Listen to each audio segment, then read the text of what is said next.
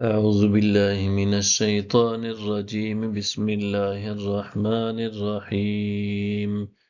إنا جعلنا في أعناقهم أغلالا فهي إلى الأذقان فهم مقمحون بے شک ہم نے ان کی گردنوں میں طوق ڈال دیے ہیں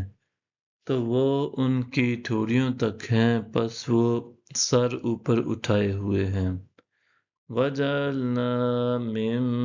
بَيْنِ أَيْدِيهِمْ سَدًّا وَمِنْ خَلْفِهِمْ سَدًّا فَأَغْشَيْنَاهُمْ فَهُمْ لَا يُبْصِرُونَ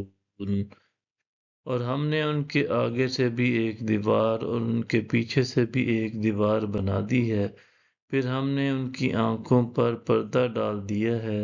سو وہ کچھ نہیں دیکھتے وَسَوَاءٌ عَلَيْهِمْ أَأَنذَرْتَهُمْ أَمْ لَمْ تُنذِرْهُمْ لَا يُؤْمِنُونَ اور ان پر برابر ہے خواہ آپ انہیں ڈرائیں یا انہیں نہ ڈرائیں وہ ایمان نہیں لائیں گے انما تنذر من اتبع الذکر وخشی الرحمن بالغیب فبشرہ بمغفرت واجر کریم آپ تو صرف اسی شخص کو ڈر سناتے ہیں جو نصیحت کی پیروی کرتا ہے اور خدائے رحمان سے بن دیکھے ڈرتا ہے تو آپ اسے بخشش اور بڑی عزت والے اجر کی خوشخبری سنا دیں اِنَّا نَحْنُ نُحْيِي الْمَوْتَى وَنَكْتُبُ مَا قَدَّمُوا وَآثَارَهُمْ وَكُلَّ شَيْءٍ أَحْصَيْنَاهُ فِي إِمَامٍ مُبِينٍ بے شک ہم ہی تو مردوں کو زندہ کرتے ہیں اور ہم وہ سب کچھ لکھ رہے ہیں جو اعمال وہ آگے بھیج چکے ہیں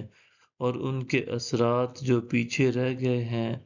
اور ہر چیز کو ہم نے روشن کتاب یعنی لوح محفوظ میں احاطہ کر رکھا ہے وَاضْرِبْ لَهُم مَّثَلًا أَصْحَابَ الْقَرْيَةِ إِذْ جَاءَهَا الْمُرْسَلُونَ اور آپ ان کے لیے ایک بستی کے باشندوں کی مثال بیان کریں جب ان کے پاس کچھ پیغمبر آئے اِذْ أَرْسَلْنَا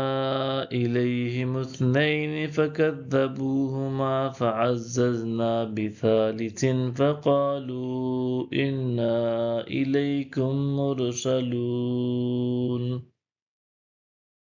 جبکہ ہم نے ان کی طرف پہلے دو پیغمبر بھیجے تو انہوں نے ان دونوں کو جھٹلا دیا پھر ہم نے ان کو تیسرے